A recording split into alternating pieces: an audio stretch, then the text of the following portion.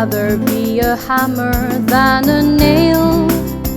Or should I choose what hurts but's good? What hurts but's good? Should I rather be a fox that's quick and shrewd? Or should I be harmless like a sheep, gentle and good?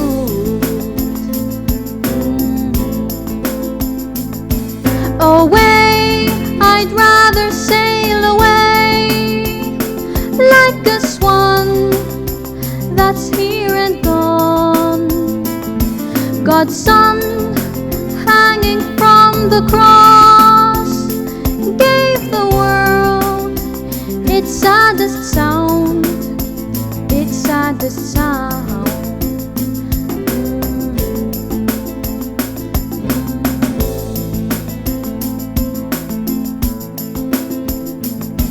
Should I rather be a hammer than a nail? Or should I choose what hurts but's good? What hurts but is good? Should I rather be a fox that's quick and shrewd? Or should I be harmless like a sheep, gentle and good?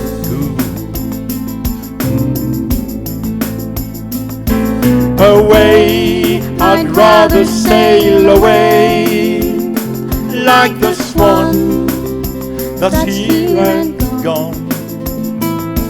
God's Son, hanging from the cross, gave the world its saddest sound, its saddest sound.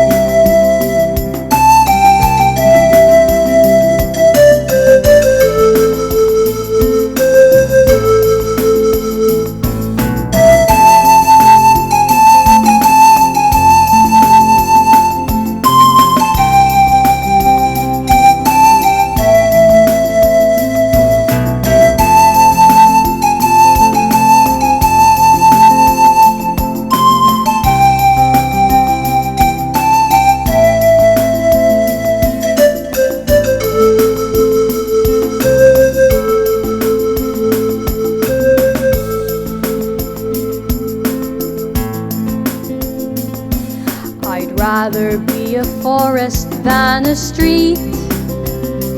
Yes, I would. If I could, I surely would. I'd rather feel the earth beneath my feet. Yes, I would. If I only could, I surely would.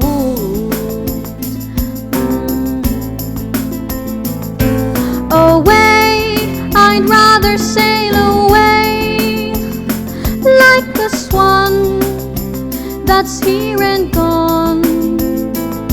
God's Son, hanging from the cross, gave the world its saddest sound, its saddest sound.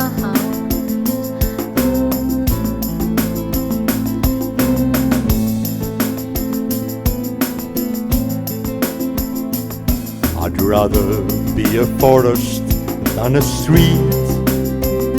Yes, I would.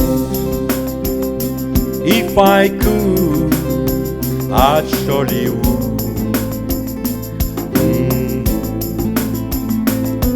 I'd rather feel the earth beneath my feet.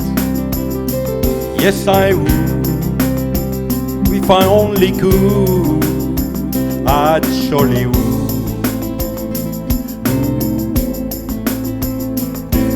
Away, I'd rather sail away like the swan that's here and gone.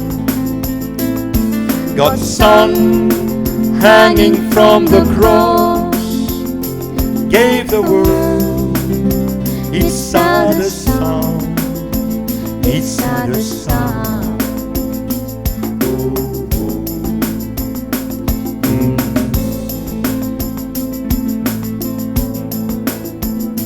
Should I rather be a hammer than a nail? Or should I choose what hurts but's good? What hurts but's good?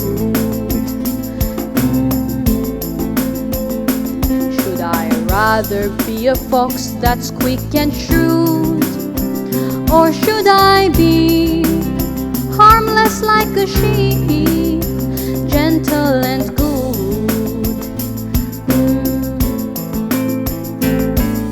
Away, I'd rather sail away like a swan that's here and gone. God's Son hanging from the cross gave the world its saddest sound, its saddest sound.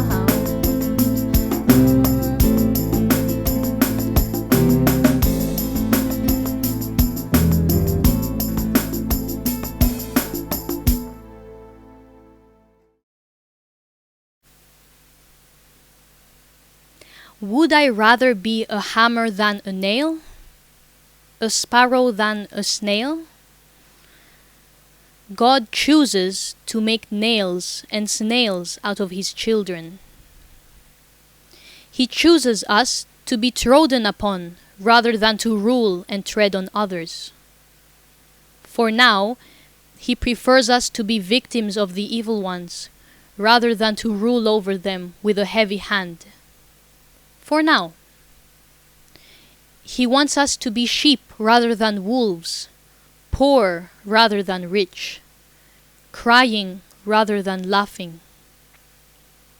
Jesus said so in his Sermon on the Mount, and his apostles wrote this in all of their letters. Let me read to you what Jesus said when he first started teaching. It is recorded in Matthew chapter 5 and Luke chapter 6. Before I read it to you, I need to tell you that whenever I quote the Bible, my father and I scrutinize carefully the passages of the Bible in the original Greek text for accuracy, and then we paraphrase them, sometimes liberally, in our own words, so that its meaning is brought out clearly to you. So, Jesus said in his Sermon on the Mount, "Consider yourselves blessed by God when you end up in this world poor and hungry, crying endlessly, hated and despised and rejected by everyone. Keep on clinging faithfully to his ways and teachings, and God will pay you back generously in heaven for it." That is what Jesus said. Why, we ask, what is so good about suffering in poverty and sorrows? The answer that we often do not want to hear is this. It is because sorrows and sufferings are an integral part of a godly life. God uses them to test us and to help us become better people, more like Jesus. We, children of God, have to experience many sorrows in order to enter the kingdom of God, wrote the Apostle Paul in Acts 14. Going back to what Jesus said in his Sermon on the Mount, he said, "Do not consider yourselves blessed by God when you become rich, when you are happy and satisfied with your life, living it up and laughing your way through it. People will envy you and admire you, but in reality, you are not blessed by God, because you will have to taste the other side of the coin one day after you depart from this life. Tears, sorrows, and sufferings while being humbled by God in the afterlife. It is only fair. We all need to experience good and bad times. That is what Jesus wanted to convey to us when he told us what happened to the rich man and Lazarus the beggar. Read it for yourself in Luke 16. Jesus was against riches. Why, we ask? What is wrong with being rich? Doesn't each one of us want and strive to be so? The answer is subtle, and again, we do not really want to hear it. It is because when we indulge in living happily and comfortably in this world, we prove ourselves to be very self-centered and unloving, since there are so many of our brothers and sisters that we are supposed to love who live in misery and badly need our help. We prove ourselves to be very self-centered and unloving. Such people will definitely not be allowed to enter God's dwelling place. But there is nothing wrong with being rich. What is wrong is to close ourselves in a happy and blessed bubble when there are so many good people outside who are in need of our substantial help. We need to share what we have with others. We cannot be selfishly enjoying this life with our riches and blessings and be at the same time good and pleasing to God. No. Still on this subject, Jesus said in another difficult to understand passage that the wages given for a day's work are very unjustly and unfairly distributed in society. And those who earn much in this world for their work should help those who earn little for their hard work. If they do this, they will have many grateful friends in this world and in eternity.